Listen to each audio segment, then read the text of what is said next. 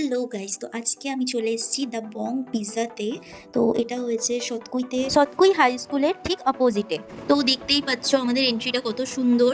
আর হ্যাঁ, গাড়ি পার্কিং এর জায়গা এখানে রাস্তার উপরেই। তো আমরা এখন ঢুকে পড়েছি বং পিৎজাতে। তোমরা দেখতেই পাচ্ছ ভেতরটা কত সুন্দর ডেকোরেট করা। দেখো কত সুন্দর জ্যামিনি রয় আর মধুবনী পেন্টিং দিয়ে একটা ট্রেনের বগির মতন করে সাজানো আছে। কি সুন্দর পেন্ট করা, পুরো হ্যান্ড পেন্ট। আর আমাদের টেবিলের সামনে এরম একটা ট্রেন লাইন, আর আমরা আছি কলকাতাতে। মানে হ্যাঁ, আমরা আছি কলকাতার যে স্টপেজটা ওইখানে। তো আমাদের বসার টেবিলের সামনেই এই রেল লাইনটা করা রয়েছে, কত সুন্দর। আর দেখো এই যে ট্রেনে করে কারো একজনের অর্ডার করা পিৎজা পৌঁছানোর জন্য যাচ্ছিল। এটা সত্যি একটা খুব ইউনিক রেস্টুরেন্ট করেছে খড়গপুরে। তো এখানে মাস্ট তোমরা যেও সবাই। এখানে শুধুমাত্র এই ডেকোরেশনের জন্য নয়, এখানের খাওয়া দাওয়াও ভীষণ সুন্দর।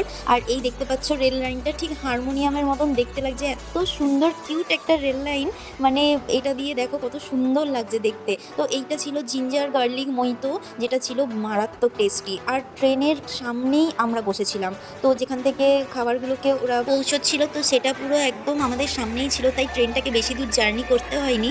তো আমরা পুরোটা রেকর্ড করতে পেরেছি যে কিভাবে এটা করছিল। এটা ম্যানুয়াল ছিল, কারণ ওরা ওখান থেকে দেখে আমাদের স্টপেজেই ট্রেনটাকে দাঁড় করানোর জন্য বাটনটাকে অফ করে দিয়েছে। আবার ট্রেনটাকে এটা ডিশটা নামানো হয়ে যাওয়ার পর ট্রেনটাকে ওরা আবার ব্যাকে নিয়ে গেল। এখানে শুধুমাত্র যে ট্রেন বা খাবারের জন্য আসবে সেটা নয়, এখানে সুন্দর ফটোশুটেরও প্লেস আছে। এই চিকেন ফ্রাইডটা ছিল খুবই টেস্টি, আর মোহিতোটা ছিল অসাধারণ। আমার লাইফের খাওয়া সেরা মোহিতো, এতটা বলতে পারি। তোমরা অবশ্যই একবার হলেও ভিজিট করো বং পিৎজা। ওকে, বাই বাই, দেখা হবে পরের ভিডিওতে।